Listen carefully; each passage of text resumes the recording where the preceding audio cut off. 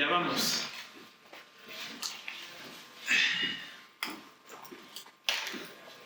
Os voy a explicar, os voy a explicar diferentes cosas. Igual hasta puedo poner aquí esto, ¿verdad? Mejor. No sé si va a llegar. Sí, así no me agacho tanto.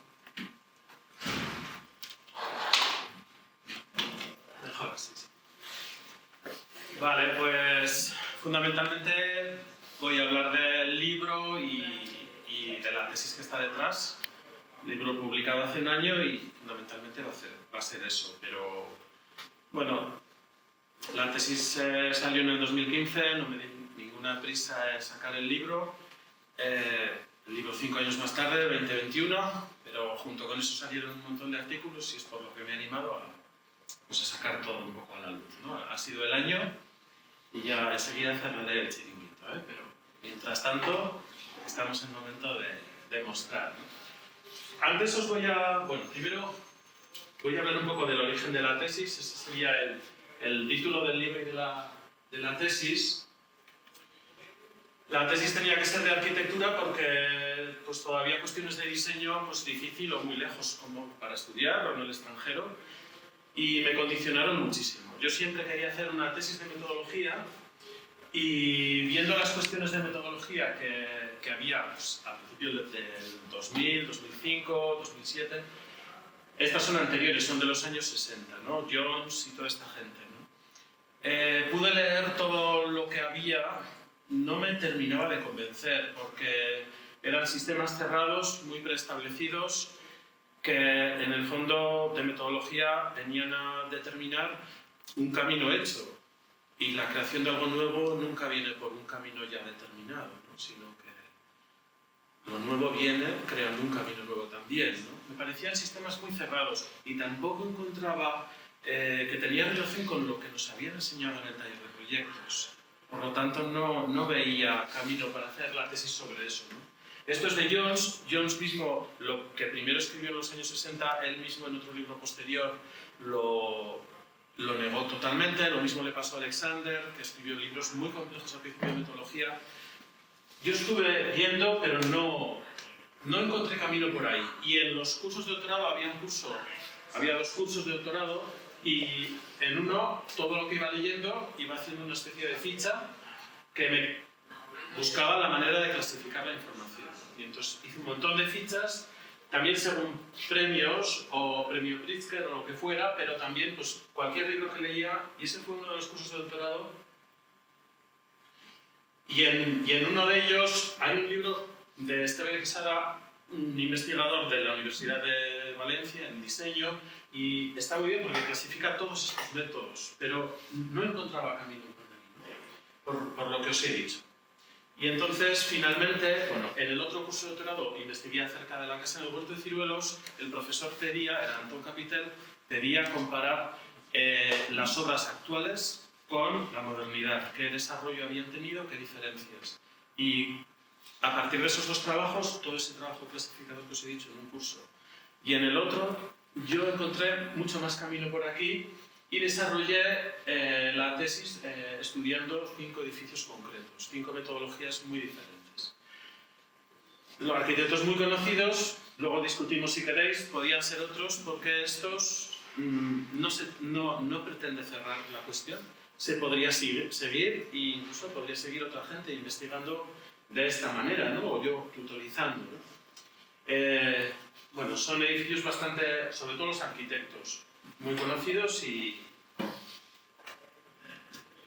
os voy a hablar, he escogido la casa en huerto de ciruelos porque expresa muy bien la metodología de trabajo que utiliza. Fotos, aquí tenéis en internet, esa foto es del exterior, el interior lógicamente no es visitable, hay fotos muy conocidas, las tenéis por aquí, es una casa muy singular, para quien no es arquitecto y también para quien es arquitecto, porque está en Japón hay muy poquito espacio y todas las habitaciones, aquí se ve, todas las habitaciones están abiertas. La casa es un cubo blanco, construido con chapa, las delimitaciones interiores también están construidas con chapa, ahora lo veremos.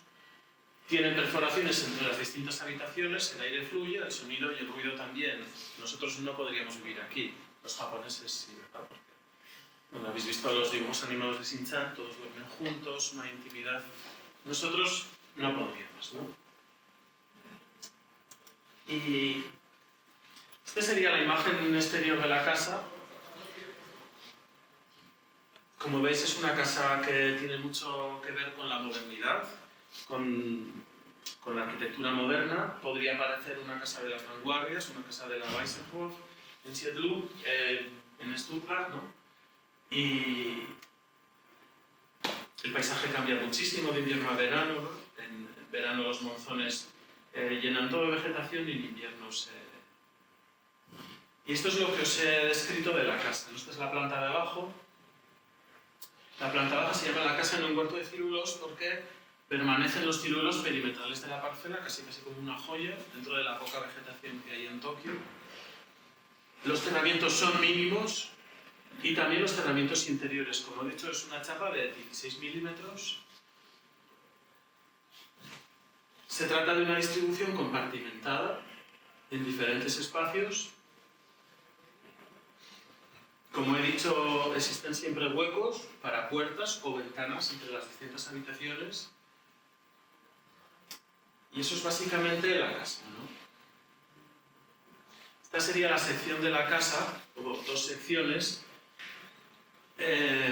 Esos huecos, esas habitaciones cogen altura en algunos momentos, a veces son de una planta, otras veces son de 2 plantas. A veces las 2 plantas ocurren entre la baja y la primera, y a veces entre la primera y la segunda, o a veces entre las 3, según las habitaciones.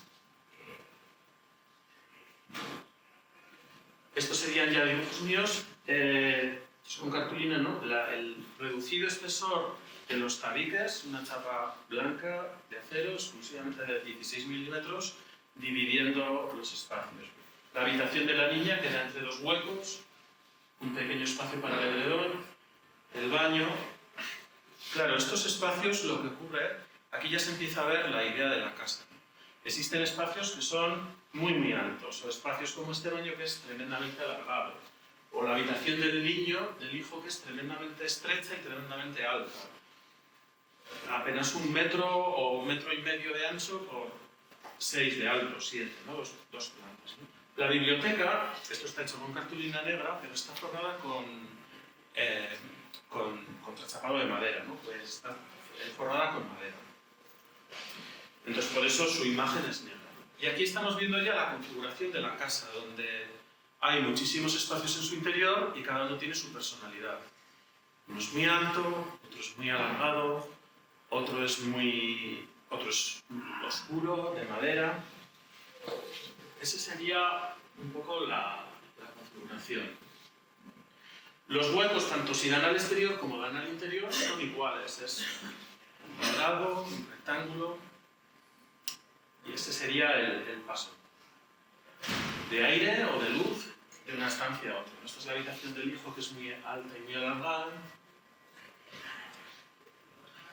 Vale, os estoy describiendo un poco la casa porque lo que vamos a intentar es explicar cómo ha sido pensada. Pues para eso primero tenemos que ver cómo es.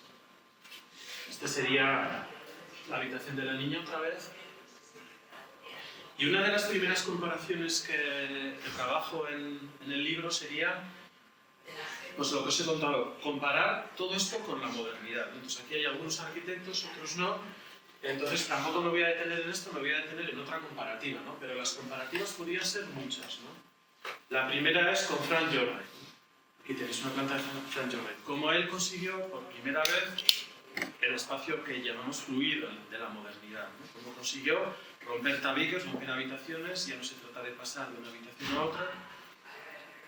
Ahí parece que la casa da un paso atrás, porque vuelve a dividir en habitaciones, poner una puerta o un hueco de una habitación a otra. Entonces ahí surgen un montón de comparativas, ¿no? Surgen comparativas con Le Corbusier, que va a ser la que voy a profundizar, con el espacio japonés, con Luis Kahn. No quiero profundizar aquí, ¿vale? Porque Luis Kahn aquí reivindica en un manifiesto que le llama The Room, reivindica la unidad de cada estancia y la identificación de estructura y cerramiento. No me voy a detener y vamos a avanzar en la comparativa con Le Corbusier. Aquí voy a entrar. Y voy a explicar un poco Le Corbusier para quien no es arquitecto y a todos también nos sirve de repaso. Le Corbusier, muy inteligentemente, definió lo que llamó los 5 puntos de la arquitectura. ¿Por qué muy inteligentemente? Porque con ellos establecía un nuevo lenguaje. Un lenguaje que se distanciaba del lenguaje tradicional o clásico de la arquitectura. Los puntos son consabidos, ¿no?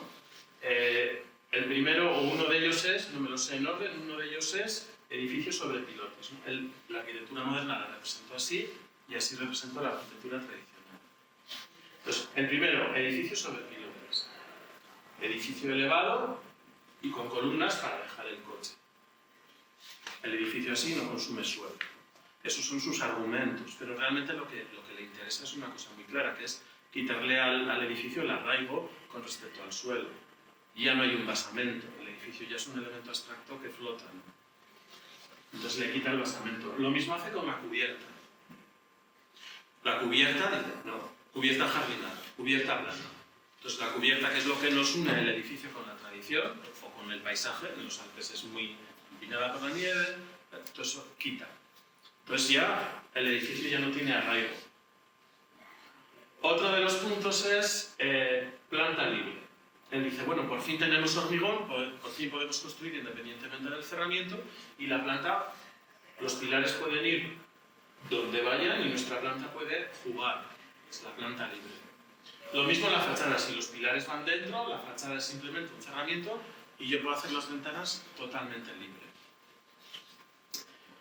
¿Y cuál me queda? La ventana corrida. Ventana horizontal. Dijo, bueno, ya que tenemos una estructura de hormigón, por fin no estamos obligados a que los huecos sean verticales porque la carga ya no baja vertical por las fachadas. Entonces, rompe totalmente con la tradición, ¿no? Un ejemplo de los 5 puntos lo tenemos, os voy a buscar, pues, edificios míticos, ¿no? La Villa Saboya.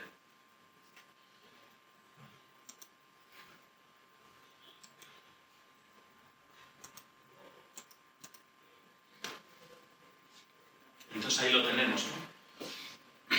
Ventana corrida, edificio sobre pilotes, cubierta jardinada, con un elemento más o menos escultural, y luego dentro planta libre, y la fachada, en este caso, es muy regular y muy clásica, pero en otros edificios él juega y se atreve a jugar mucho más. Esto es un poco de introducción. Requiere mucha introducción Es que si queremos adentrarnos en cuestiones acerca de metodología, primero tenemos que decir mucho para ver cómo está pensado. En los 5 puntos, Le Corbusier estaba hablando de cuestiones de lenguaje y cuestiones sintácticas, ¿no? Estaba rompiendo el lenguaje clásico de la arquitectura, ¿no? Ya no tenemos lo que podría ser un palacio clásico, ¿no? Donde tenemos el basamento, el fuste y la coronación. Es común a todo el lenguaje clásico, eso se lo carga totalmente, ¿no? Entonces, está tratando cuestiones muy sintácticas también, el hecho de que los huecos vayan siempre uno debajo de otro. Los podemos mover porque la carga ya no es vertical. Me extiendo y si queréis me paráis, ¿vale? Aquí trabajó otra cuestión, trabajó los modos de composición. Los modos de composición ya están hablando, lo que dice composición, están hablando de cuestiones más estructuradoras de la arquitectura, ¿no?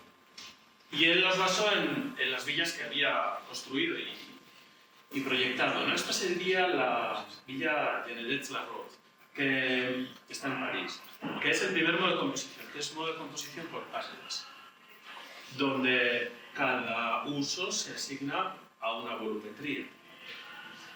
Entonces, bueno, él dice, es más sencillo, este es más difícil. ¿Por qué? Porque este es el prisma puro. Si estás en un prisma puro, cualquier acción que hagas tiene un efecto al otro lado, ¿no? Entonces, eso, tienes que ir haciendo una serie de ajustes, entonces por eso él dice, es más difícil, ¿no?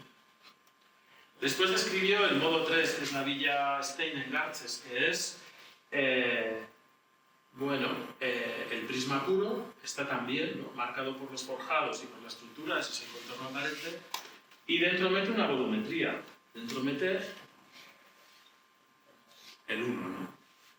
Entonces el modo 3 de composición es el 1 dentro del 2, ¿no? Eso sería el modo 3 de composición. Y después el modo 4, ¿quién me lo dice? Es el 2 menos el 1. Muy bueno. Eres la primera persona que me lo ha dicho en muchísimos años de clase. No soy arquitecto. Muy bien, muy bien. No, pero no vamos a entrar en esas cosas, ¿no?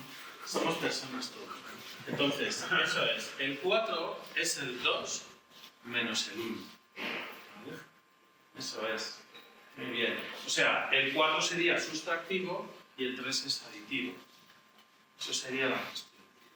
El 4 es la Villa Saboya que hemos visto. ¿Vale? La Villa Saboya nos puede dar pie a tomar alguna otra imagen de su interior, de la terraza. Van a ser imágenes muy pequeñas, pero esta de aquí, ¿no? Que luego vamos a comparar. Esta sería la terraza que resta de la Villa Saboya, ¿vale? Por así decirlo. Entonces, si vamos ahora a la casa, podemos empezar a pensar si están todos estos puntos y modos de composición, porque aparentemente, hemos dicho, es una casa moderna, parece de la época, parece... Entonces, si cogemos, dices, bueno, evidentemente, ¿fachada libre? Pues sí, los huecos están totalmente libres. ¿Edificio sobre pilotes? No. Pero sí, no tengo fotos cercano, pero hay algunas fotos donde la chapa hace una pequeña plegadura y se separa 2 centímetros del suelo. Por lo tanto, el edificio no tiene pilotes como van a perder el toque una planta. Evidentemente no tiene sentido, pero sí está elevado y sí que es un bloque extracto. Sí que es el modo 2 de composición, ¿no? Aparentemente, por fuera, ¿no? Esta ventana podría parecer la de la Villa Saboya. Este sería el espacio interior desde fuera, ¿no? Que es esa ventana y el cielo a ambos lados, ¿no? Esa ventana podría ser de la Villa Saboya. ¿Podría ser el modo 4 de composición? Sí, una sustracción. ¿Podría ser una sustracción? Se parece mucho, ¿no? Pero a mi entender no es, ¿no? Ahora vamos a ver por qué, ¿no? Tampoco está la ventana horizontal. Y eso ya va a ser fundamental. Si vemos las secciones y comparamos la sección de la Casa del Huerto de Ciruelos con una casa de Le Corbusier, tenemos los forjados horizontales, que ese es el quinto modo de composición que él no dice, que estaba dibujado en el modo 3, que son los forjados horizontales, que es el modo de composición por estratos horizontales. Y en él, los huecos es una perforación, una apertura, y la escalera va atravesando todos esos espacios. Pero si vemos la sección de la Casa del Huerto de Ciruelos, no tienen nada que ver estas dobles alturas con estas dobles alturas. Porque en estas dobles alturas lo que se ha hecho es recortar el forjado. ¿Y esta doble altura qué es lo que es? Es más un espacio, un hueco, que por sí mismo se configura así. Entonces esto nos está diciendo que la Casa del Huerto de Ciruelos no es tanto ni el modo 2 siquiera, ni el modo 4 porque haya restado. No, la habitación de la Villa Saboya es la habitación que parece, que llamo yo así. Parece la Villa Saboya, pero no es una más de la casa. Hemos dicho, una es muy larga, la otra es muy vertical, la otra está formada de madera, la otra no tiene techo. Es una más. Es una más. Entonces, no es la Villa Saboya. ¿Qué modo de composición sería? ¿Alguien se atreve? A ver, David, habla si puede. Es el 2, por fuera, sí, el prisma puro. ¿Y por dentro qué sería? Más fácil. Eso es. Sería muchos doses dentro de un 2. No es el 3 dentro del 2, no es muchos doses dentro de un 2. Muchos prismas puros dentro de un prisma puro. Que todos ellos se configuran como una especie de Tetris volumétrico complejo que encima se interconecta a través de todas esas ventanas. Bueno, ya estamos desesperonando poco a poco. Es que la cosa es compleja, la cantidad de referentes que puedes meter es tremendo, ¿no? Las comparativas que salen son infinitas. Y ese sería el modo de composición de la casa. Muchos volúmenes que se imbrican en ese Tetris complejo espacial. La escalera mismo es otro más de esos personajes. Hay uno de esos huecos que se utiliza para la escalera. Que además, para pasar de una habitación a otra, tienes que... O sea, como andan muy escasos de espacio en Tokio, para entrar en la cocina tienes que subir un peldaño y volver a bajar. Cuando mi padre dio y dijo, claro, pues no ha venido, pero una charla que vino y dice, a ver, tú has escrito un libro de una casa, y haces una charla de una casa, que tienen una escalera y que tienen que subirla para bajar. ¿Pero qué? O sea, algo así me decía, ¿no? Con toda la razón, ¿no? Esta sería la escalera. Claro, es que la escalera es muy distinta. En esta vivienda, la escalera es un personaje más... O sea, en esta vivienda, perdón, de Corbusier, la escalera es, pues como en una novela, el narrador que va atravesando todos esos espacios, que Le Corbusier llama la promenade, el paseo arquitectónico, en francés. La escalera es el narrador de la novela que te va llevando. Y aquí no, aquí la escalera es uno más de los personajes. Es la gran diferencia, ¿no? entre la casa de Montecibelos y el modo de pensar de Le Corbusier. Claro, si cogemos una casa anterior, que sería la casa Kamakura, pues por fuera es igual que la casa, prácticamente igual que la casa en el huerto de ciruelos, blanca, con esos huecos. Pero cuando vamos al interior, aquí vemos que no se parecen nada. Esta casa es 8 años antes, más o menos, no recuerdo las fechas, ¿eh? Si queréis las miremos precisas. Pero estaría la planta baja, que creo recordar que era aquella, se sube las escaleras por aquí está la cocina, aquí se sube y luego aquí estaría un dormitorio con un baño ahí, el lavabo estaría fuera. Pero aquí en la casa Kamakura realmente lo que tenemos es que por fuera sí parece moderna, por fuera sí parece Le Corbusier y por dentro también lo es. Por dentro es moderno, por dentro es la modernidad. Espacio fluido, volumen interior, podría ser la casa Farnsworth de Mies, diferentes plantas, esa cuestión de poner un volumen en el interior. Claro, esto ya nos está llevando a ver cómo trabaja Cazullo. ¿No? ¿Alguien se atreve? Ya que estamos. ¿Cómo trabajaría entonces? Esto es muy curioso porque yo creo que aquí ella puede trabajar así. Por eso he cogido este capítulo, porque es el que más diferente se nos hace a los occidentales, ¿no? Entonces, ella en sus escritos dice que, bueno, que en su escuela trabajaban con la modernidad, asumían la modernidad como algo básico y que ella pertenece a eso, ¿no? Y así es, porque sus primeras casas eso hace.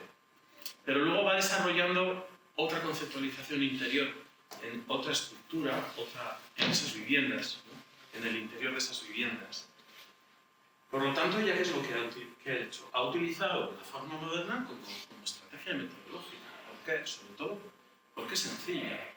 Porque básicamente es una estructura cuadrada, ortogonal, sencilla de manejar, y de ella ha partido para encontrar sobre ella nuevas conceptualizaciones, respetando la forma original, que es que eso es lo curioso. Respetando la forma original, que aparentemente no ha hecho nada, ha hecho mucho, ha hecho todo. Y eso es lo que a nosotros se nos hace raro, ¿no? Y esta casa lo confirma, ¿no? Porque es un antecedente de la casa de Huerto de Ciruelos muy claro, muy claro. Habría otras cuestiones, o sea, estoy resumiendo mucho, habría cuestiones estructurales. Aquí hay un sistema para los que son Balloon Frame, para los que son arquitectos, que lo evoluciona en la casa del Puerto de Ciruelos porque con Chagas trabaja como si fuera Balloon. Bueno, hay muchas más cosas, ¿no? Y ya que estamos en Bilbao, ¿no? Si comparamos el modo de trabajar, ¿cómo trabajaría Cazullo? Esto nos ilumina bastante, ¿no?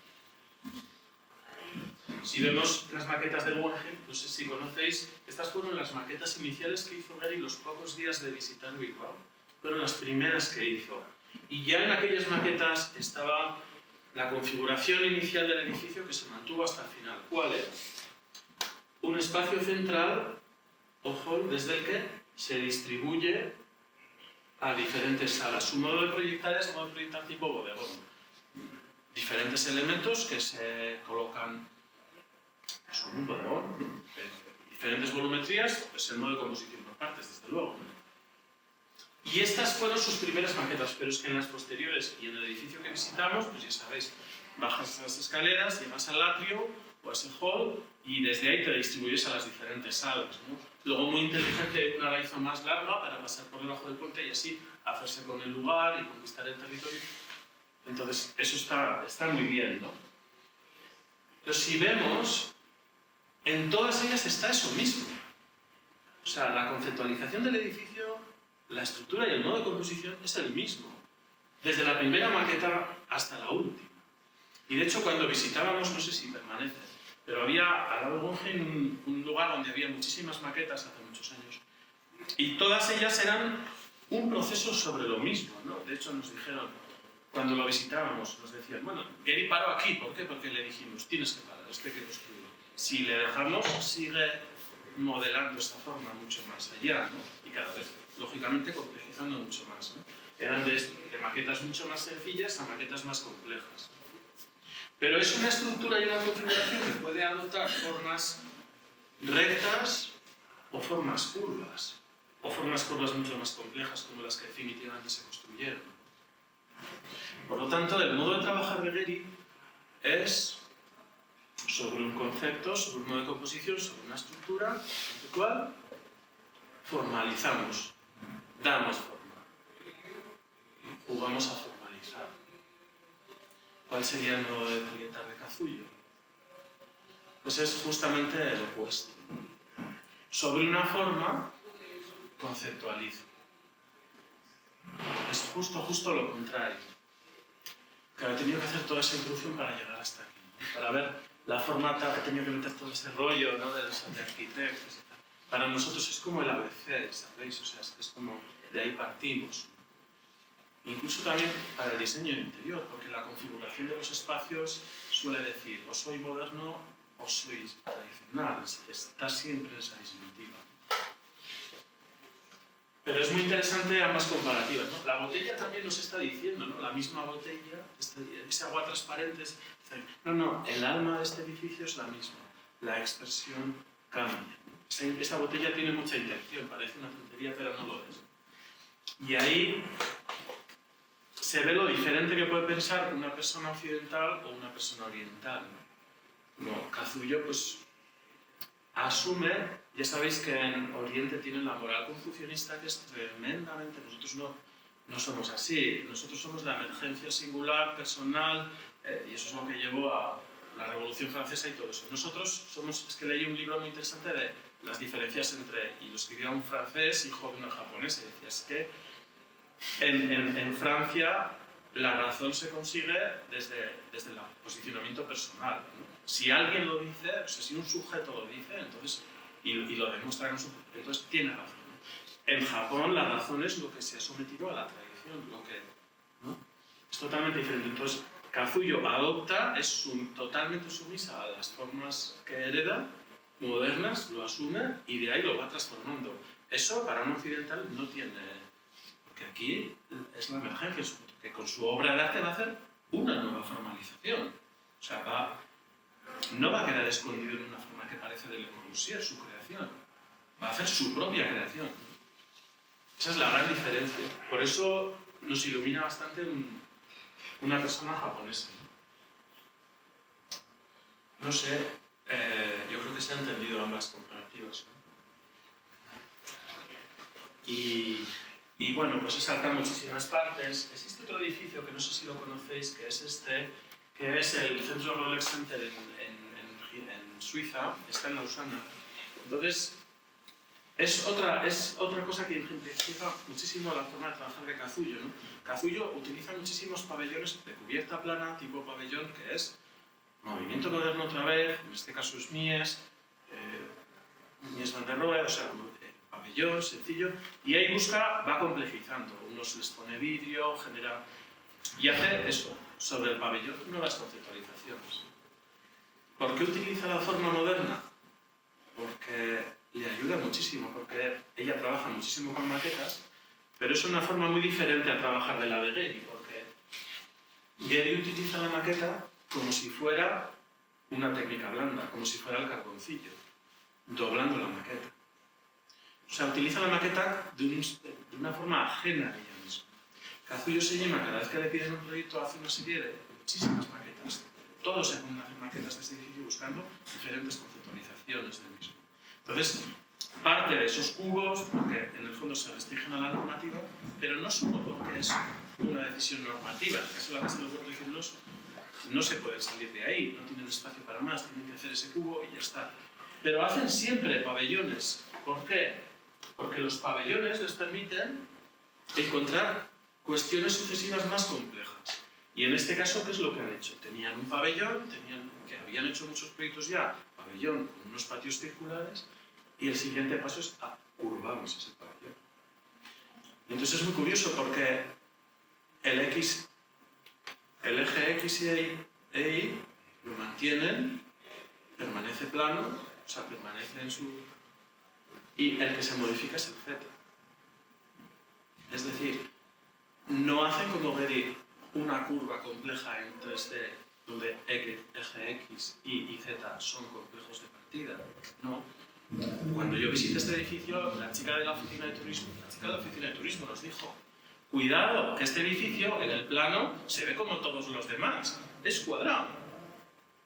Aunque luego es muy raro. Pero por arriba es cuadrado. No lo vais a distinguir en el plano, no os confundáis con él. No se había dado cuenta de que es una forma muy compleja, pero muy sencilla de llegar a definir. El eje X6 se mantiene, es un cuadrado en planta y solo se deforma el Z. Entonces, su modo de operar también y adoptar la modernidad como punto de partida es porque la modernidad le da unos cubos y unos pabellones desde los que trabajar. Y a partir de ahí va complejizando. Esto, por ejemplo, para los alumnos y alumnas está muy bien, porque a veces en la asignatura de proyectos, esto sirve como ejemplo, ¿no? Se piensa que todo este proyecto me ha dicho que es mal, ya no valgo para proyectos, ya estoy frustrado para siempre. No, Kazuyo Sejima hace la casa Kamakura, años más tarde llega a complejizar mucho más, trabaja con un pabellón sencillo, llega a encontrar conceptos cada vez mucho más complejos. Eso hace Kazuyo, ¿no? Entonces tú también puedes, ¿no? Es el mensaje que se puede transmitir con todo este método, ¿no? Toma algo que tú hoy puedas y vete encontrando en proyectos sucesivos un camino, ¿no? No sé si sirve, ¿no?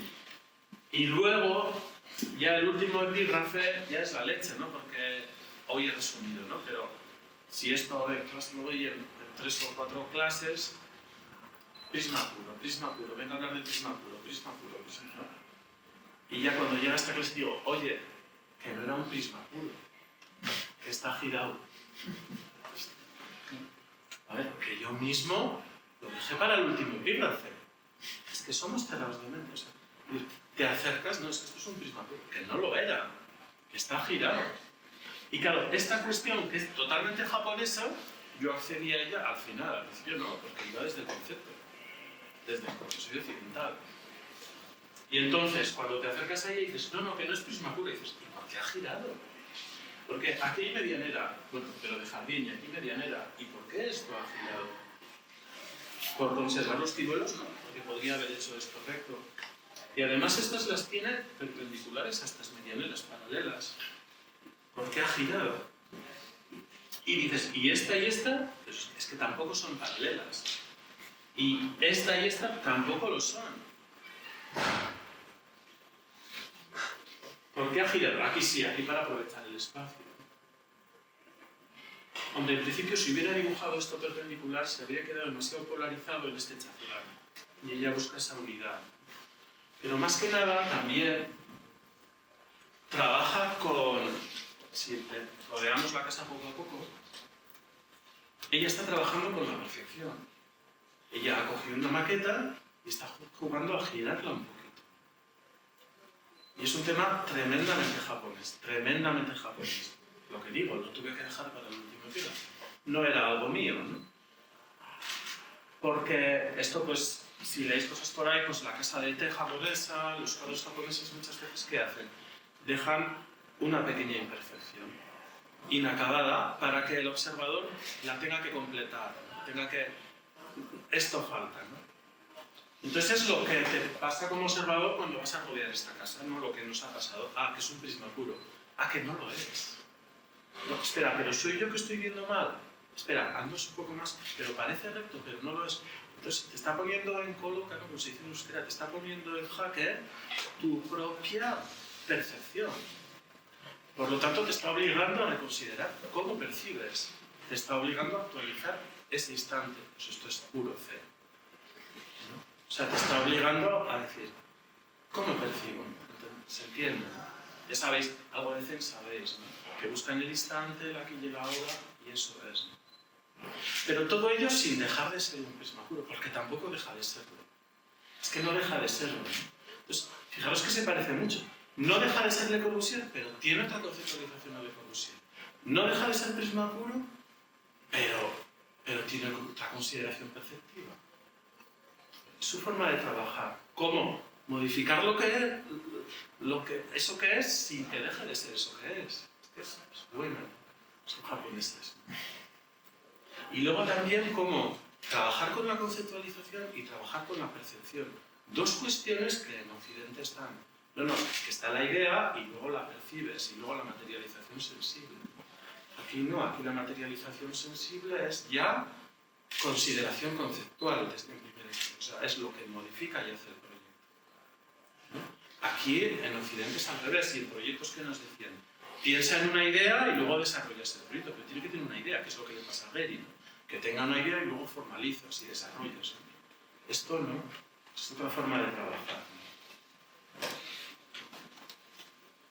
No sé, por eso me resultó bastante muy enriquecedor, ¿no? Y luego hay mucha filosofía también.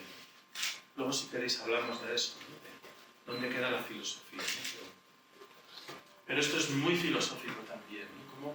Cómo se han puesto en jaque la situación perceptiva. Si queréis sigo, si aguantáis. Medio proceso.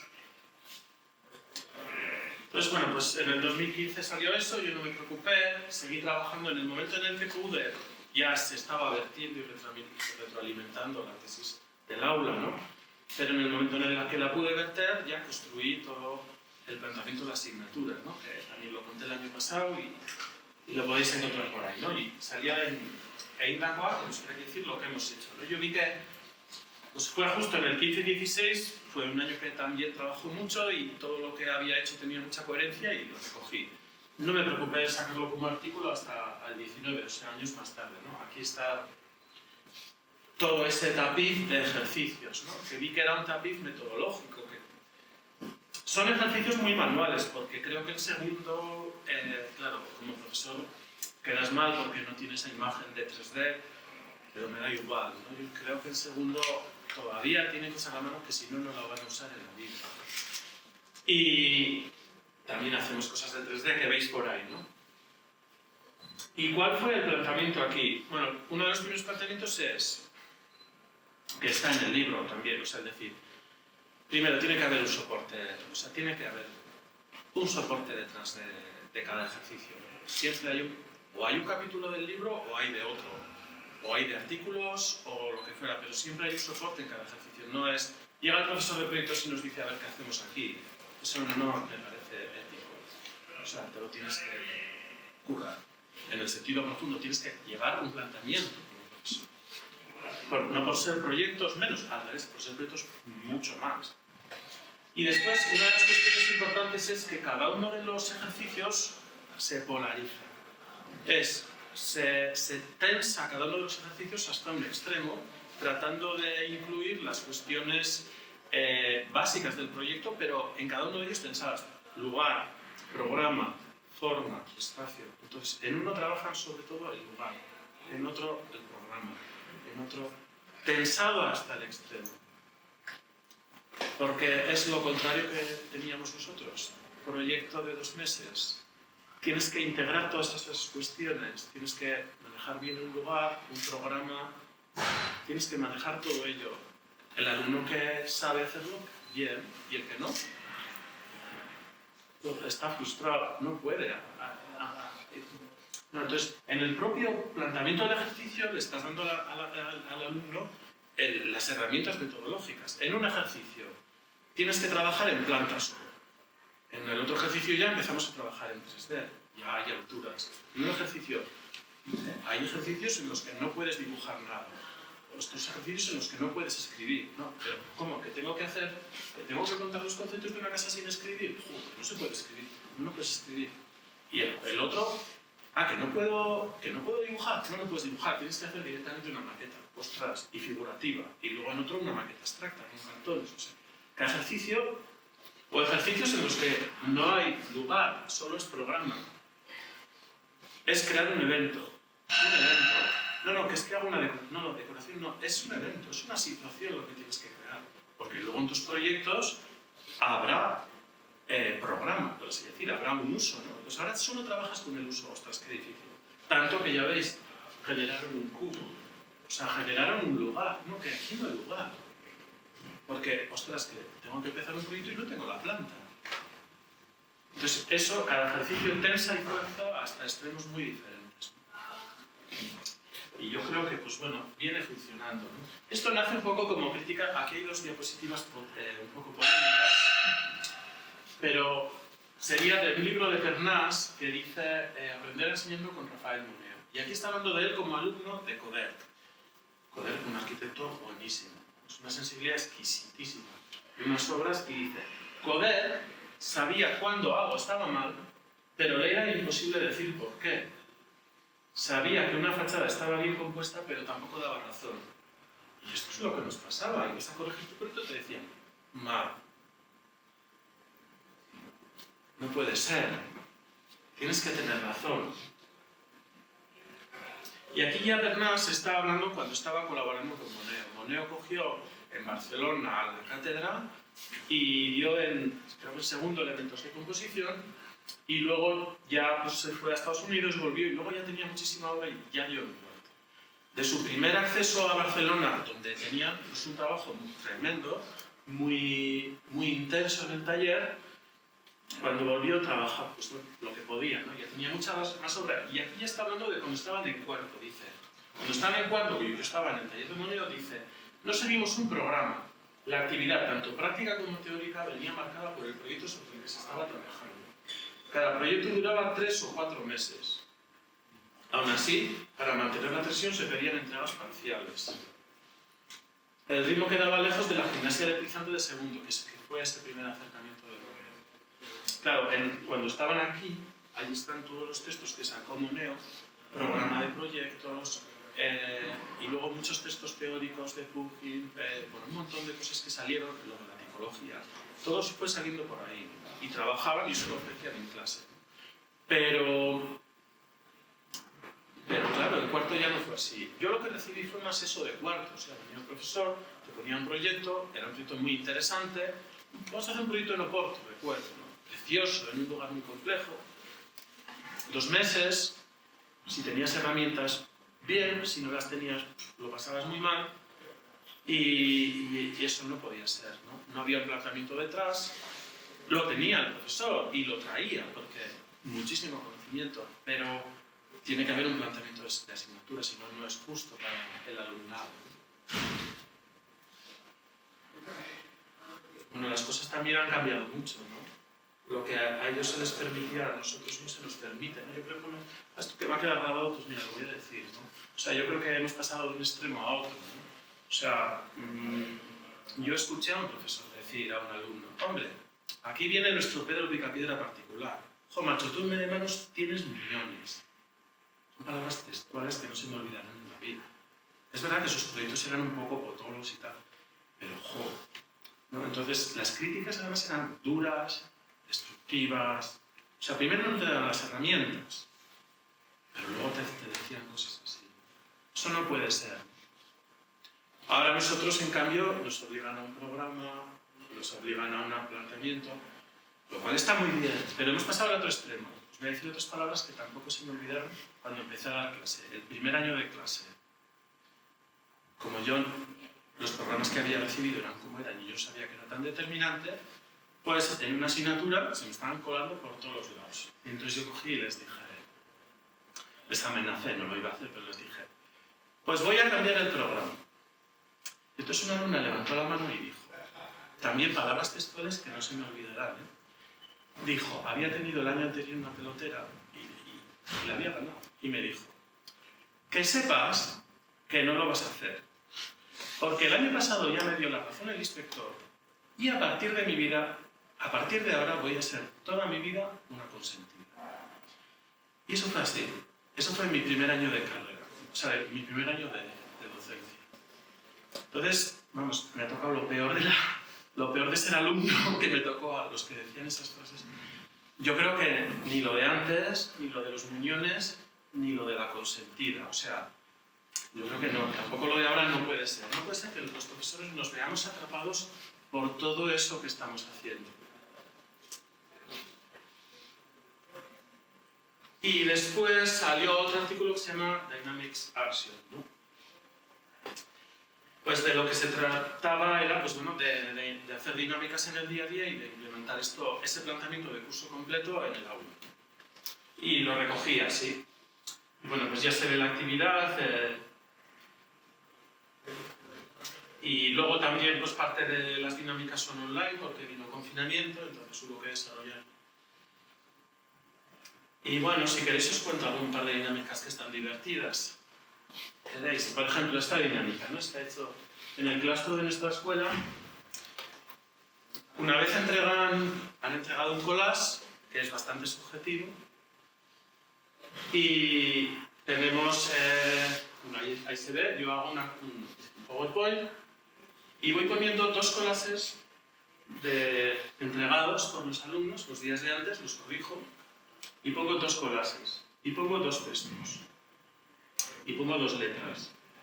Hacen grupos y tienen que hacer un poco a ver quién gana, ¿no? Esta cosa de... Entonces tienen que decidir por grupos, ponemos las diapositivas, vamos poniendo y qué texto corresponde a cada collage, ¿no? Pues si veis, las formas presentan una relación surrealista simbólica que se potencia por la rotundidad de sus figuras y sus siluetas, a la vez por el significado intrínseco de dichos elementos. Son textos... No entendemos, bueno, pues a ver. Sin embargo, no hay una relación compositiva formal que las vincule y dé unidad y un argumento al conjunto. Lo de abajo es lo mismo, pero a la vez hay una relación compositiva. Se quedan pensando. Hacemos varios. Entonces, cada grupo pone la letra en un post-it y las vamos poniendo en la pared. Vamos poniendo esas letras, el que va arriba pone arriba, el que va abajo pone. Y entonces, cuando ahí se ve la otra diapositiva, claro, esto es fuerte porque cuando están en grupo y de repente empiezas a poner las diapositivas, dicen, ¡anda, que está mi trabajo! ¿no? Y entonces, cuando le dan la vuelta a todos los post-it, pues de repente ven que pone Soriona Gustio y que todos, o sea, que significa felicidades a todos y que todas y todos han acertado. ¿no? Entonces dicen, qué guay, esto está muy bien, ¿no? Pero parece muy ingenuo, pero aquí hay mucha metralla, ¿no? No sé si los que somos de proyectos sabemos, ¿no? Porque un collage es subjetivo, pero no es subjetivo relativista, que da igual cualquier cosa. Es subjetivo interpretativo, que hay unas cuestiones que se pueden decir, determinar, y además había unos planteamientos en el enunciado y los criterios, algo se buscaba. ¿no? Entonces, claro, decirle a un alumno así directamente, este collage no tiene fuerza compositiva. Y uno dice, ¿cómo? No te entiendo. Es subjetivo lo que me dices, el que quiere amparar. Es que esto es subjetivo, es que a los últimos me tienes manía, ¿no? Cosas así. A mí no me pagan suficiente para tener manía nadie. Eso no está incluido en el sueldo. No tengo sueldo suficiente para eso, ¿no? Entonces, claro, es una situación muy violenta en la que se genera en la asignatura de proyectos. Es muy fuerte eso. De ahí que los profesores dijeran lo de los muñones. O sea, lo he contado porque realmente era como te tengo que humillar para que te des cuenta que no vas por buen camino, lo cual ya lleva a una humillación brutal. Aquí ya, en el grupo, uno ha dicho, es Nicolás, y las de mi grupo dicen que me toca el texto que dice que no está bien. Y lo dicen las de mi grupo, no me lo está diciendo el profesor. Y no solo lo dicen las de mi grupo, sino que luego todo el mundo lo ha puesto en el post-it. ¡Ostras! ¿No? Además ahí hay un tiempo, ¿no? Primero lo veo y digo, no, el texto malo es el de la otra.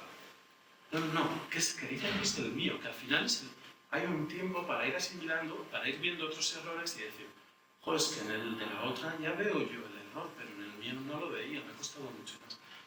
Entonces, permite una aproximación mucho más positiva, ¿no? Y menos violenta. Entonces es así, ¿no? También hay un tema de la rivalidad, ¿no? Yo creo que la rivalidad es una cuestión muy fuerte que a veces acontece en el aula de proyectos y que, bueno, esto no creo que sirva tanto para trabajar la rivalidad porque es mucho más profunda, pero bueno, una dinámica en la que están compitiendo, típico concurso, y cuando se desvela se ve que todos ganan, ¿no? Rompe esos esquemas, ¿no? Eso es muy importante romper, ¿no? No lo digo porque hay muchas dinámicas que se utilizan. Yo, por ejemplo, el Kahoot, ¿no? Si queréis ya hablamos de dinámicas, pero el Kahoot, cuando yo estuve en un curso, había una persona al lado que era una máquina, era una persona rápida, y la otra persona al otro lado tenía mucha lentitud y dificultad, aunque, o sea, muy implicadas las dos. Cada vez que venía un Kahoot, claro, esta decía, ¡qué bien! Y esta decía, ¡jo, qué frustración! Además, el Kahoot algo que pondera los tiempos cuando estamos todos tan acelerados, el conducir el alumnado hacia el móvil, cuando está enganchado al móvil, ¿no? O sea, hay que buscar otros caminos, ¿no? Y luego, la gran cuestión es cómo estas dinámicas pueden parecerse a otras, pero el mensaje puede ser muy distinto, ¿no? El contenido de fondo puede ser muy, muy distinto. Y eso es muy importante, porque a veces cogemos indiscriminadamente sistemas o metodologías que bueno, que no, pero es que no es igual porque el efecto de lo que está pasando es muy distinto. Y si queréis os cuento otra. Explico los criterios de evaluación de la asignatura y días más tarde llego y, bueno, examen sorpresa. Bueno, pues nada, cogéis el móvil y contestáis el Google Forms que os he enviado. Y entonces tienen un Google Forms con más preguntas, de 2 en 2, y dice, marca solo una respuesta en cada caso. La primera, entiendo que tengo 14 días de margen en caso de que haya ocurrido un accidente y necesite entregar tarde. Eso está en los criterios de evaluación. Entiendo que si entrego todos los trabajos tarde, el accidente soy yo. Siguiente. Siempre entrego 2 minutos tarde, justo cuando ha acabado el plazo, tanteando el límite del profesor y pidiéndome de los compañeros y compañeras que han entregado a ti. La siguiente. Si voy a la evaluación extraordinaria, la realización de un examen se me vuelve obligatoria, ya ha sido cual haya sido en mi desarrollo de curso. 2. La evaluación de extraordinarios de junio es como en plan, como hablan ellos, las rebajas de junio.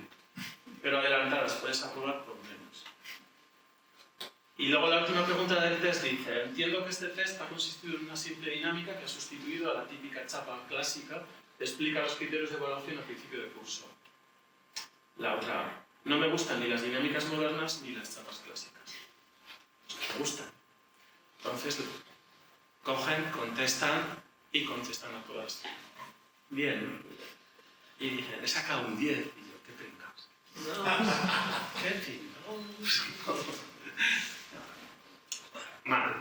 ¿Cómo que mal? ¿Cómo que no puedes ser en economía? Ya nos has colado otra vez. ¿No? ¿Qué? ¿Pero qué? No puedo. A mí me dan este test y contesto todas mal aposta. O sea, yo esto no lo contesto bien, contesto todas mal. ¿No? Pues se quedan atrapados, porque si contestas bien, has asumido que has entendido los criterios de evaluación. Y claro, en junio, no sé, lo del examen lo digo siempre al inicio de curso y en junio siempre hay rebote. ¿Pero quién dijo que había examen si ibas a la extraordinaria? Tú, en el test, y además lo pones en el criterio de evaluación. O sea, que esto, ¿no? Siempre, no sé por qué se enfadan con eso. Sí, se ha dicho desde el inicio de curso, ¿no? Pero de alguna forma se comprometen. El que no ha estado y nunca viene y tal, pues es que se no ha contestado.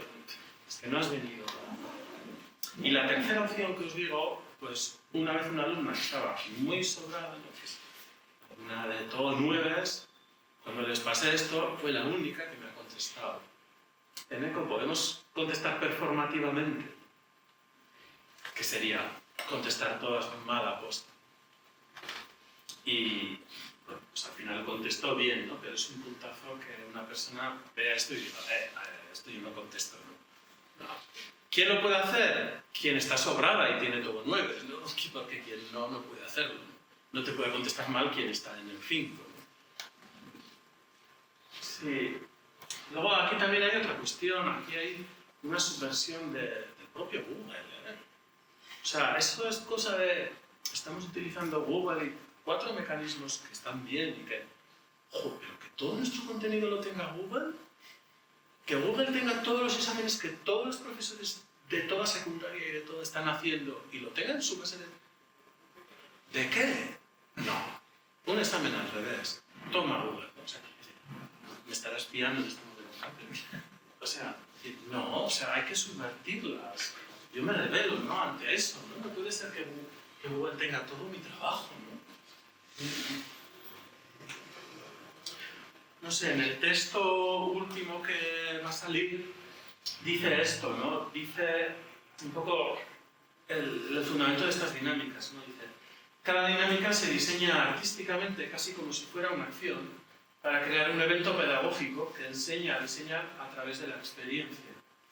Lo cual hace que el contenido de este artículo no sea, bueno, el artículo que habla acerca de las dinámicas, ¿no? Dice, no sea tanto conceptual, sino sobre todo vivencial. O sea, qué difícil es generar contenidos vivenciales y no estructuras. O sea, pero qué difícil, ¿eh? Qué difícil.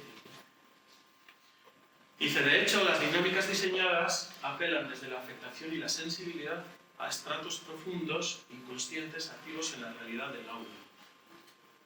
Así, este método recrea situaciones que operan en el trastorno del sentimiento afectado durante el proceso del aprendizaje. O sea, es lo que está jugando con lo que realmente está pasando en el aula, ¿no? Tienes que tener ojos para ver lo que está pasando y creas una dinámica desde ahí.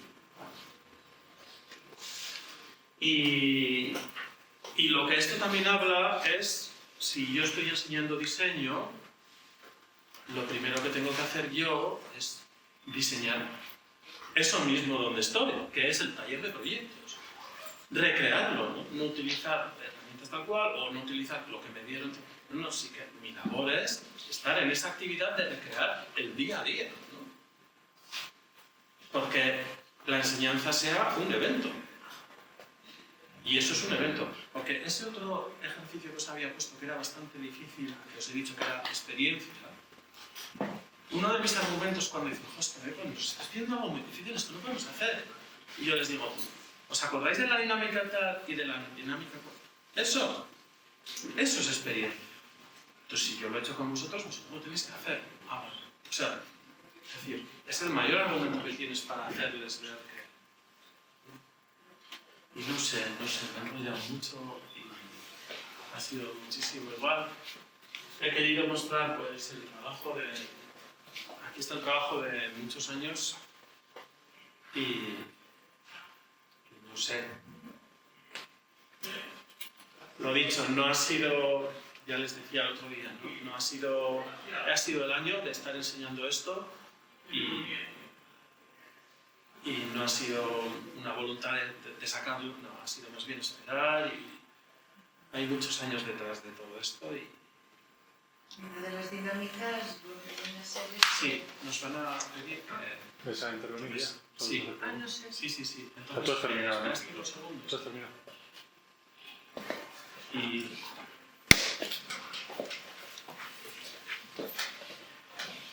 La semana que viene estás maravillosas intervenciones.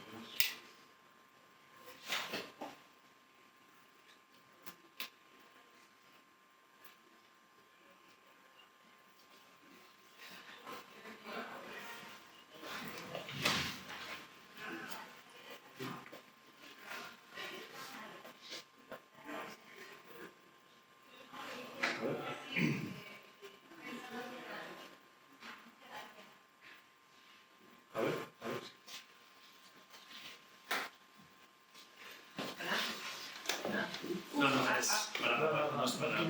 Es para la grabadora.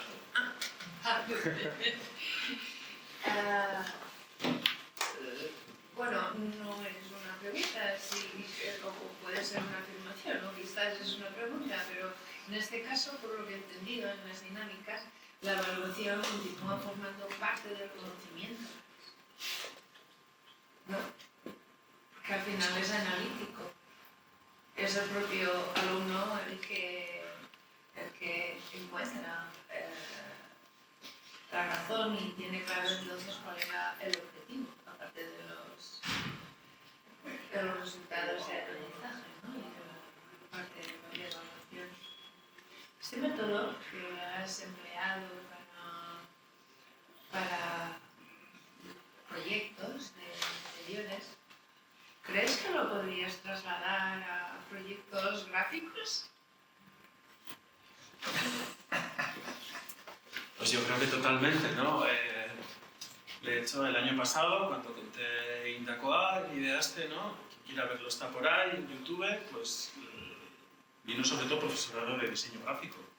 Y se fueron más contentas que ni ser, ¿verdad? Decían, ¡jo, qué bien! ¡Jo, me voy con un montón de estrategias! No... Creo que es totalmente trasladable, ¿no? Creo que es más... el artículo Indacoa, porque el de las dinámicas, ese sí que puede ser para cualquier asignatura de universidad, secundaria, eso puede ser. Pero el de Indacoa se supone que es de diseño de interiores, ¿no? Pero es que lo han leído amigos que eran profesoras de biología y me han dicho, ¡jo, me resulta muy inspirador! O sea, que creo que también es inspirador ambos, ¿no? Claro, los traslados que tienes que hacer son mayores, ¿no? En el de las dinámicas que están hablando de evaluación, luego también lo que has dicho es muy importante, se me olvidó decirlo, ¿no? Cuando levantan los post-it, o sea, el contenido me lo tengo que crear yo, o sea, no es una situación del profesor me lo da, ¿no? Sino que es una actividad que te pone a recrear como alumno, que yo tengo que... Claro, luego esa presentación con los dos colas la subo a Classroom y lo pueden ver, pero claro, ahí llegarán cuestiones... el otro día una alumna, a las 6 de la tarde, Eneco, yo quiero una rúbrica que me marques qué puntos están mal. Y yo me enfadé mucho. Le respondí un mail sendo diciendo, espérate un momento, ¿no? Hemos hecho esta dinámica evaluativa, hemos hecho esta dinámica evaluativa, hemos hecho esta dinámica evaluativa. He subido a Classroom esto, ¿no? Te miras todos los colases y tú activamente decides, no, es que la profesora el año pasado nos mandaba unos puntos en el que ponía rojo, tal... Pero no, sí, y le enseñé, también voy a hacer, el año pasado yo hice, y en los próximos proyectos os voy a hacer. Pero no sé, esas rúbricas que vas marcando con colores, ¿no? Rojo, amarillo, verde muy bien, tal. Pero claro, este alumno se restringe a coger los 5 puntos que les has marcado mal, los resuelve de los 5, 4, y ahora sí me tienes que aprobar.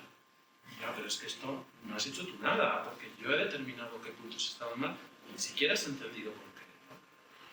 No resuelve mucho, no resuelve mucho. Es más, ya me enfadé tanto que con la alumna nada, no se ha enterado de nada, ni que me he llegado a enfadar tanto, ¿no? Que ingenuamente, pero es ingenuo, o sea, bueno, a las 6 de la tarde el jueves, tráenos hazme una rúbrica, ya. Como que no te he hecho cosas, ¿no? Y de hecho, uno de los, se me había olvidado subir a Classroom y nadie me lo había pedido. Uno de los, había 2 y dice que nadie lo ha mirado, ¿no? Y otros trabajos que les mandas unas rúbricas con colores, con comentarios. No, mira, no, ahora no voy a hacer. Ahora voy a hacer uno que si ellos rellenan, yo hago. Es que si no, es una situación muy pasiva, ¿no? Por eso hay que ser muy críticos con todo esto, ¿no? Porque es lo que decía, ¿no? Lo del inspector y todo esto. Tiene que ser, y tiene que dar fundamento, pero no podemos quedar cada vez más atrapados en la red. ¿No? Pero bueno, igual nos desviamos de la charla o del contenido. Bueno, ellos vienen, él ha expresado que viene como profesor, o sea que... Y son temas pedagógicos, pero bueno, el planteamiento es todo, ¿no?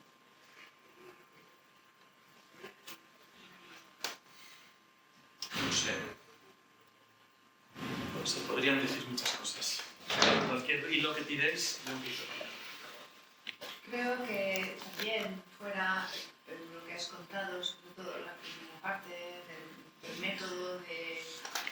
ya llevado al estudio metodológico, creo que puede ayudar muchísimo también a nivel profesional, ¿no? De cómo te planteas un proyecto, si a partir de una forma o a partir de un concepto, ¿no? Y a nivel profesional, si hay alguno aquí que sois profesionales, pues muchas veces también hay que buscar esos métodos, ¿no?, de trabajo y plantearse, ¿no? Si no te creas esa dinámica de hacer siempre lo mismo sin plantearte absolutamente nada. Al final es un poco destructivo. Sí. A mí lo que me interesa bastante, sobre todo cuando se empieza a hablar, es un punto en el que estoy también intentando investigar yo. Y yo creo que una cosa interesante es que tú, por casualidades de la vida o porque te gustaba desde el principio, estás en una escuela de diseño cuando estudias arquitectura. Habías hecho al principio que querías haber estudiado, investigado más en diseño, y también te hizo al final verlo más desde el punto de vista de las estrategias de proyectación arquitectónica. Yo creo que hay, ya más, los que has citado, John Chris Jones, Christopher Alexander, Peter Rowe, esa gente que estuvo desarrollando, sobre todo al principio, que son de los que fueron desarrollando el design research, los métodos de diseño que luego en el americano del design thinking y demás. Pero todos esos métodos, esos y otros, yo creo que es interesante, es lo que a mí me ha traído el profesor de Unión, también, pues una cosa que me interesa bastante. En el mundo de la arquitectura, como bien has dicho, la forma en que se enseña sobre la arquitectura, y se sigue enseñando bastante, es de una manera más intuitiva. Y lo que se enseña es de alguna forma lo que Capitel te ha pedido que siguieras, que es más la estrategia proyectual, la estrategia de tácticas proyectuales, más que cómo es el proceso cognitivo y del diseño, que es lo que la gente del diseño sí que hace. Y son dos cosas que habría que cruzar las técnicas, pero no son la misma. O sea, no es lo mismo el proceso de diseño, el análisis del proceso cognitivo, como se llama el diseño, porque es toda la psicología cognitiva, que está muy vinculada a todo esto, el proceso ese, y por otro lado, las estrategias dentro de ese proceso, tú como aplicas tus estrategias de diseño intelectual, no sé si esto está un poco intelectual, igual, se entiende lo que estoy diciendo, perfectamente. ¿Qué es lo que tu Capitel te ha dicho que estudias? Y yo, por ejemplo, cuando vi tu tesis, dije, se va a acercar a los procesos de diseño, y luego, no, se ha acercado por la parte que hacemos todos los arquitectos. No sé si entiendo lo que quiero decir. Cuando yo creo que luego, a la hora de estaría bien simplificar, que estaría bien que todos esos métodos de diseño que están estudiados en el diseño tuvieran se utilizaran como rediseñados para la arquitectura. ¿Me sigues un poco lo que quiero decir? Perfectamente. Es que es una cuestión muy importante la que estás diciendo, ¿no? Yo es que estoy en ello. Yo no me cierro a nada. Y como todos los que estamos aquí, supongo. Entonces, yo estoy leyendo también de aquellos y de estos, ¿no? Habría muchísimo que decir de esto que estás. Porque has dicho partes de la cuestión de la arquitectura. Sí, parto de ahí. Estaba ahí. Pero fui más allá. Cosa que no sé si... Porque Capitel habla desde la arquitectura y habla muy bien desde la arquitectura, pero si luego me ha seguido un poco el discurso, cuando yo he ido avanzando, he terminado hablando de pensamientos. Estaba hablando de cómo puede pensar un occidental, cómo puede pensar un oriental. Estaba hablando de cómo conceptualizar. Y de eso no se hablaba en arquitectura, no tanto. Sí de los modos de composición, he tenido que partir de ahí. Por lo tanto, ahí no es tanto solo lo de arquitectura, sino que la tesis avanza hacia... Sí, está claro. Habría que buscar el punto de... Sí. Bueno, que buscamos eso, no sé qué interesamos, puntos de conexión. Sí. De hecho, perdona que haga la tuya, pero... Bueno, una cosa que tampoco entiendo, pero es curioso lo que has comentado, porque es bastante acertado de cómo pensamos occidentales y orientales. Yo he vivido 3 años en Asia, y es curioso que al principio hubo un choque importante. Si eres una reunión, tú cuentas un concepto. Dices, no, es que esto, yo qué sé, es como estás acostumbrado a contar el cuento, incluso en una reunión, esto, y te venga como las vacas al tren, ¿no? O sea, ellos es verdad que van más a lo práctico, a cómo es, y en el caso de la arquitectura, es una parte de que hace un sistema probablemente que Es así que va a la realización formal y a cómo desde la realización formal, sin pasar por la idea general, siguiendo lo global a lo particular, yendo directamente al hecho concreto y a resolverlo. Eso no tiene nada que ver con el fondo entero, siempre con otro, pero es por confirmar que realmente en Asia piensa eso. Sí, no he tenido tanta relación con ellos, así que me alegro de que lo cuentes porque bueno, confirma, ¿no? Y un poco lo que estabas expresando es muy interesante, ¿no? A mí lo que me pasaba, y me pasa un poco con esos métodos, es que, y un poco lo dice, ¿no? Está diciéndolo todo el rato, pero dice, ¿se puede hablar del método sin una concreción específica? Es lo que está diciendo todo el rato la tesis en su planteamiento. Eso ya nos meteríamos en el tocho filosófico. O sea, un método en abstracto te puede hacer que pienses algo. Eso es muy difícil. A mí es lo que me parece que yo he intentado en clase aplicar esos métodos y yo es que consigo resultados por otro camino. Cosa que por eso yo aplico, y desde luego que no están tan distintos en muchos casos, porque si tú sabes FISAC y estas cosas, está hablando de un checklist, ¿no? Podríamos hablar mucho de esto, ¿no? Y el checklist, las preguntas qué, cuándo, dónde, son... O sea, ahí hay una cuestión, ¿no?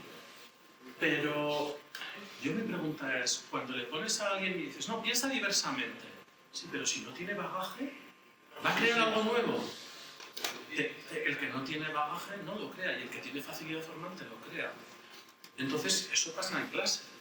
Entonces, en cambio, cuando tú le estás dando unos referentes, es que los chupan. Tú le das al alumnado la poética del espacio, que no entienden nada, y ni yo lo entendí en cuarto de carrera, y lo entendí 10 años más tarde, lo volví a leer 10 años más tarde. Es un libro muy difícil. Cuando les presenté, tuve una alumna muy graciosa que presentó, tenía que hacer es que hicieron un collage anterior y otro posterior a leer ese texto. Y hicieron unas imágenes, una alumna hizo las fotocopias del libro, luego se estaba robando unas piedras. Esto es lo único que me llevó, un dolor de cabeza, o sea, ¿no? Ese fue su collage. Pero si te enseño los collages anteriores a leer ese libro y los posteriores, ves un mundo que no estaba en los de antes. Entonces, decir, no, desde luego que te voy a hacer, no sé, una técnica de repente diversificar si estás atascado, o de repente, hombre, es que estoy todo el rato jugando con eso. Primero les concretas, luego les mueves, luego, que son esas técnicas, desde luego. Pero ¿y si no hay un soporte conceptual? Hay cuestiones que no salen.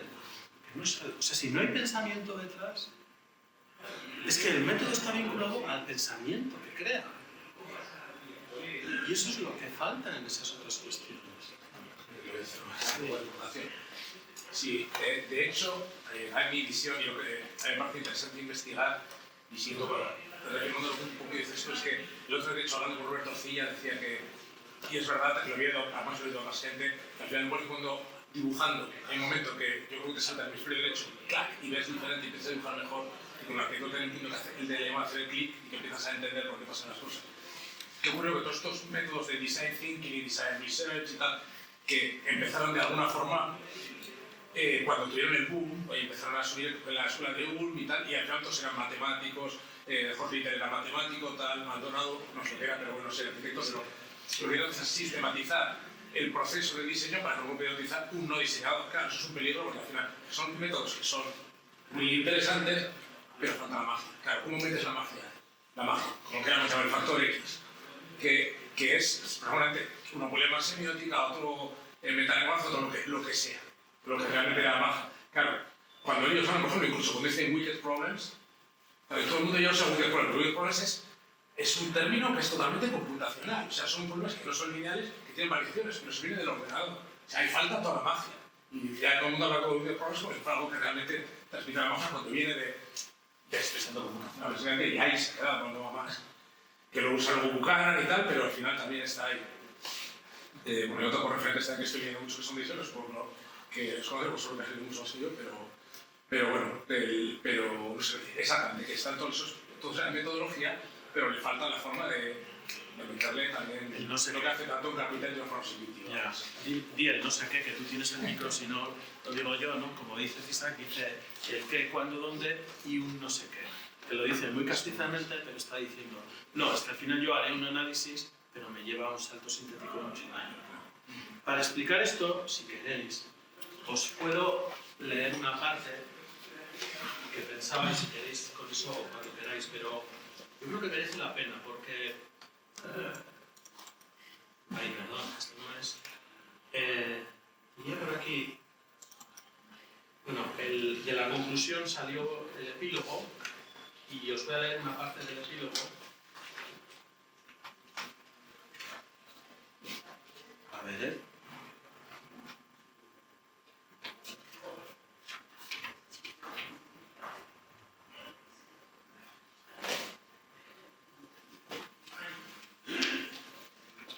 buscarlo. Espera, igual lo encuentro primero aquí.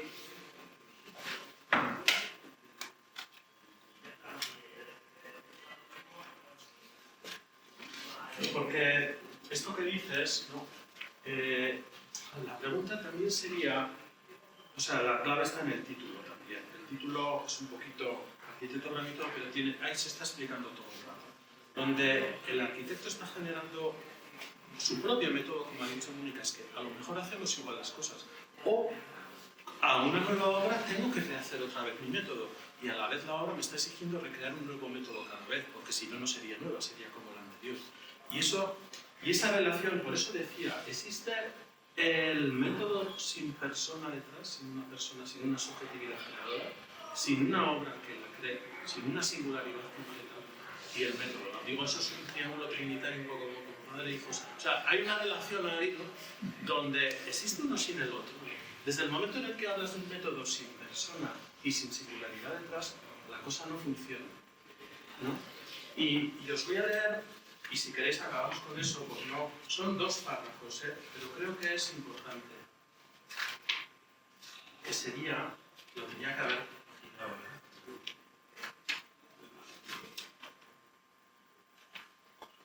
Sí, dice, ¿no? Entonces, bueno, cada arquitecto tiene, está diciendo eso, ¿no? Cada arquitecto tiene su forma de trabajar, como ha dicho Mónica, y a la vez se puede abrir a otras formas de pensar. Y a la vez, en cada obra, tiene que rehacer y poner en jaque otra vez su propio método, ¿no? Dice, entonces, ¿no? ¿Qué pasa? Que hay una vinculación del arquitecto a la obra, dice. Y dice, bueno, pues un acercamiento a la conceptualización de la obra nos desvela al mismo tiempo la orientación y el sesgo que ha tomado el pensamiento que la crea, ¿no? O sea, es decir, acercarnos a la obra, que es lo que hace aquí, te hace ver y pensar qué pensamiento, por ejemplo, pensamiento asiático, pensamiento. Dice, pero no tanto de una forma por la que en la arquitectura descubrimos rasgos personalistas, ¿no?, o psicológicos. Dice, aunque podamos encontrar arquitecturas...